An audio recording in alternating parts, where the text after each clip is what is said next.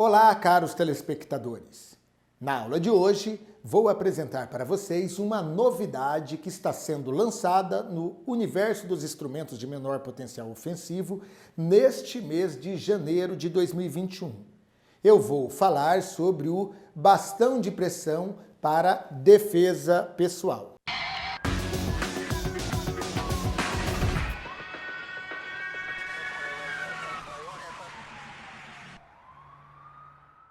No Brasil e em outros países, este equipamento está registrado como bastão de pressão Stun Shock. Este termo, em nossa tradução, significa impacto surpresa, impacto atordoante, fazendo jus à sua classificação propriamente dita, bastão de pressão. A finalidade deste bastão é justamente subsidiar uma ação de defesa pessoal. E por isso, o fornecedor ele deixa muito claro na embalagem que se trata de um produto tático de menor potencial ofensivo. Ora, todos sabemos que equipamentos desta natureza geram uma série de dúvidas de ordem técnica, tática e jurídica. É por isso que a partir de agora eu já vou começar a falar sobre estas questões.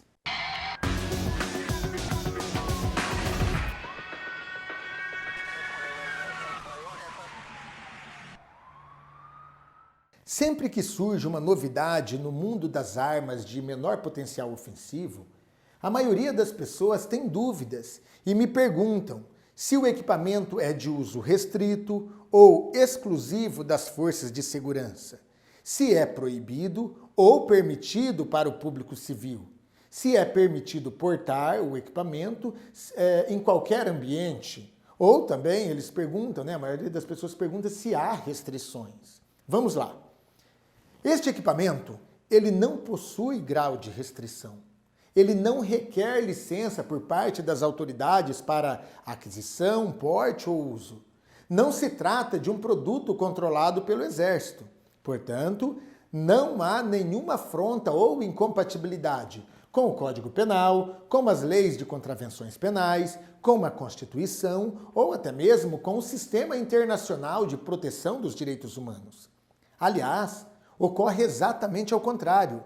Nesse arcabouço normativo, todos os cidadãos encontram um amparo jurídico para garantir o seu direito à vida, à segurança, aos direitos humanos e à legítima defesa, entre outros direitos, é claro. Então, resumindo, este equipamento é de uso permitido para todas as pessoas, homens e mulheres de todas as idades, em praticamente todos os locais, poderão utilizar o bastão de pressão. Eu digo praticamente porque há algumas exceções. Por exemplo, a Agência Nacional de Aviação Civil, a ANAC, ela estabeleceu uma resolução que proíbe que passageiros transportem na cabine do avião uma série de itens que poderiam vulnerabilizar a segurança. Entre as listas estão os dispositivos neutralizantes destinados especificamente a atordoar ou a imobilizar e os instrumentos contundentes ou objetos que podem causar ferimentos graves se utilizados para agredir alguém fisicamente, incluindo aí tacos, cacetetes, porretes, bastões, equipamentos de artes marciais contundentes e soco inglês, entre outros. Por analogia, embora não detectável, este bastão de pressão, ele está contido na lista de itens de porte proibido na cabine do avião durante o voo.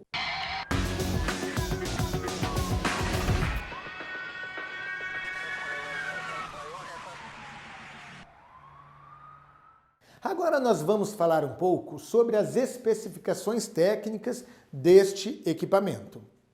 O bastão de pressão é um equipamento de menor potencial ofensivo. Ele é extremamente leve. Ele pesa em torno de 60 gramas. É fabricado no Brasil. Um equipamento à base de polipropileno, ou seja, seu material é um polímero termoplástico. Esse tipo de material é muito usado nos equipamentos táticos de segurança porque oferecem alta resistência à fratura, fadiga e impacto. É um equipamento inteiriço, rígido, ou seja, ele é feito em uma só peça e por isso ele não apresenta emendas, juntas ou até mesmo articulações. Como vocês podem ver, o equipamento ele é um bastão cilíndrico, com as extremidades arredondadas. O comprimento desse bastão ele é de 183 milímetros e o seu diâmetro é de 17 milímetros. Exatamente no meio do bastão existem 4 argolas que servem para encaixar os dedos e fazer a empunhadura correta do equipamento. A aparência desse equipamento, ela lembra muito o soco inglês. Apesar das semelhanças, o próprio fabricante, ele evidencia na embalagem que o bastão de pressão, ele não é soco inglês. Ao analisar o equipamento, nós podemos entender perfeitamente as semelhanças e a diferença entre esses dispositivos. Enquanto o design do soco inglês ele caracteriza por uma arma de ataque, o bastão de pressão ele tem características e técnicas de uso que o promovem para a categoria dos instrumentos de menor potencial ofensivo. Atualmente, só existem 2 tipos de bastão, o masculino e o feminino. A diferença entre esses 2 modelos está justamente no diâmetro das argolas. No modelo masculino, o diâmetro interno das argolas é de aproximadamente 22 milímetros. No modelo feminino, o diâmetro interno das argolas é de aproximadamente 17 milímetros. Pode ver que nem no meu dedo aqui ele entra. Ele é um pouquinho menor. Via de regra, o bastão ele é transportado em um coldre. Esse coldre, ele é constituído, ele tem a base de nylon em camada dupla. Na parte traseira, existe um clipe de polímero para fixação dele na cinta, né, ou na calça, ou em local similar que admita aí a sua fixação. Na parte frontal, existe um elástico e um limitador de nylon, do mesmo tecido da base. Esse elástico e esse limitador, eles permitem o encaixe preciso do bastão de pressão. Um detalhe que me despertou a atenção foi que uma das argolas, ela fica exposta, né? Ou seja, ela fica fora do elástico. Esse detalhe, ele facilita o saque rápido, pois o dedo indicador, ele se encaixa com facilidade na primeira argola e à medida em que o bastão é retirado do seu coldre, os demais dedos se encaixam nas argolas, permitindo então a finalização da empunhadura.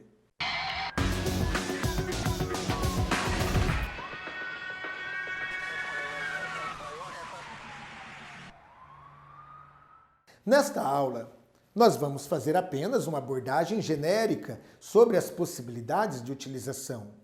Nas próximas aulas, nossa equipe pedagógica fará uma série de demonstrações práticas sobre defesa pessoal com o emprego deste equipamento. Assim como todos os demais instrumentos de menor potencial ofensivo, é recomendável que este equipamento seja transportado de forma velada e também em local facilmente acessível. Assim, o agressor ele será surpreendido não só pelo equipamento, mas também pelo impacto atordoante que ele receberá como retribuição de sua injusta agressão. Para cumprir este primeiro requisito, a dica é o quê? Portar o equipamento no coldre apropriado, que ele deverá, então, estar num lugar, como eu acabei de mostrar aqui, né, que favoreça um saque rápido e na posição ideal de empunhadura. Há várias formas de efetuar o saque. Tudo depende do local em que estiver o coldre e da mão que você deseja empunhar o bastão. Vamos lá. Vamos considerar que o coldre, então, ele está na cintura e que você deseja empunhar o bastão com a mão direita. Neste caso, para efetuar o saque, você deverá posicionar o dedo polegar dentro da primeira argola e puxar o bastão para fora do coldre. Ao mesmo tempo que você puxa o bastão, que você saca o bastão, os dedos médio, anelar e mínimo devem ser encaixados nas demais argolas.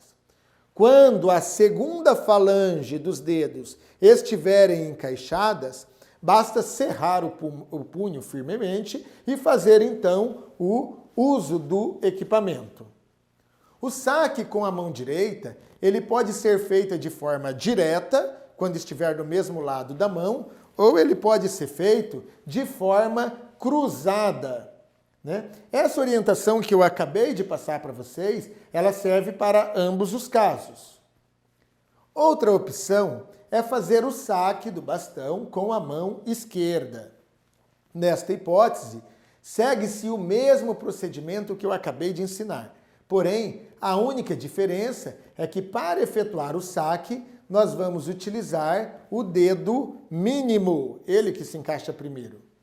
Agora que nós já aprendemos como se realiza a empunhadura do bastão, nós podemos avançar para a análise de algumas possibilidades de uso.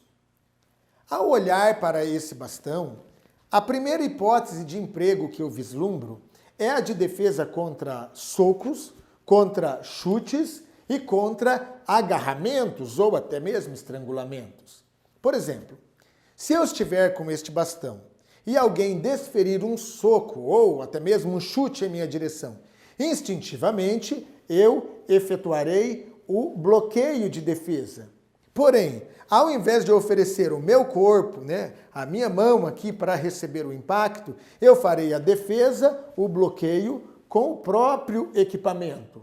Ou seja, a ideia é que, com o movimento de defesa, seja ela aqui alta, seja ela média ou seja ela baixa, a força e o ataque do agressor, ela tem que se voltar contra ele próprio. Pois, deferir um golpe contra a ponta de um bastão de defesa, para mim, é como recalcitrar contra um aguilhão. Se a agressão for um agarramento ou estrangulamento, eu vislumbro várias possibilidades de defesa. A primeira delas é mediante a pressão de uma das pontas do bastão sobre as partes sensíveis ou vitais do corpo do agressor. São exemplos de pontos sensíveis de pressão: o osso mastoide, os olhos, o nariz, a fúrcula external, a traqueia, ou aqui a lateral da traqueia, e a clavícula, ou o osso aqui da saboneteira. Outra possibilidade de defesa é o impacto contundente. Em um primeiro momento, esse impacto ele pode ser desferido contra as articulações da mão, dos cotovelos, dos joelhos. Se isso não for suficiente para cessar a injusta agressão, é possível evoluir no uso da força necessária e desferir o golpe nas regiões mais sensíveis, como, por exemplo, o estômago, a cabeça, ou até mesmo as genitais do agressor.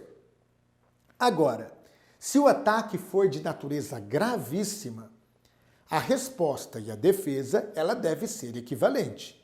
Neste caso, para a defesa ser proporcional ao agravo, ela pode ser efetuada de forma mais traumática, contra as partes do corpo cujos danos podem ser irreversíveis, como, por exemplo, impacto contra os olhos, impacto contra as têmporas ou até mesmo impacto contra a traqueia.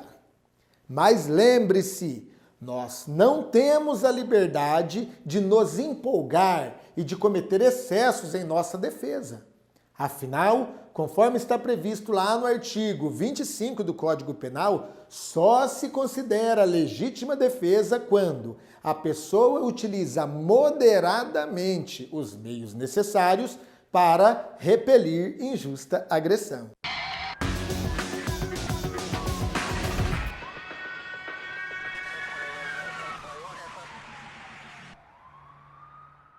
Como se trata de um equipamento de uso permitido e que não requer licença por parte das autoridades para aquisição, para porte ou para uso, a aplicabilidade deste equipamento ela se estende para todas as pessoas civis que tenham ou que queiram desenvolver o mínimo de habilidades em defesa pessoal.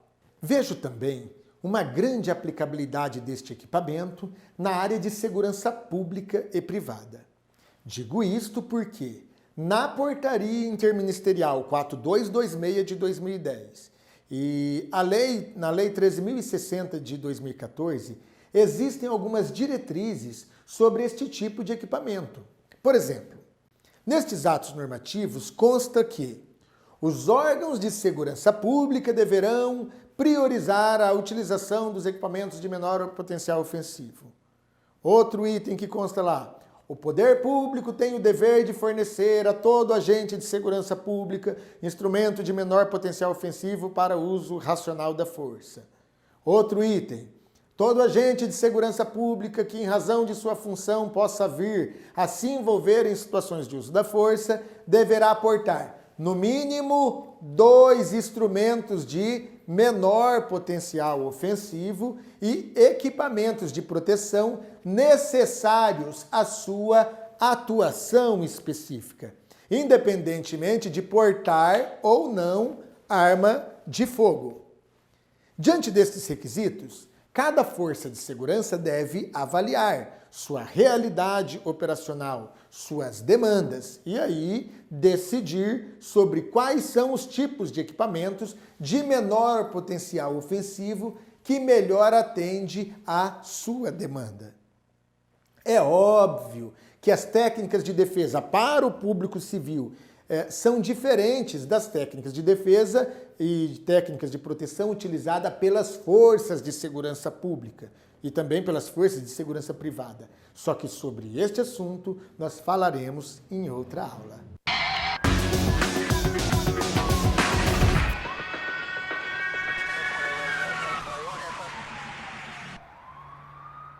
Sobre os pontos positivos e negativos, eu vou destacar as principais vantagens e desvantagens que eu identifiquei neste equipamento.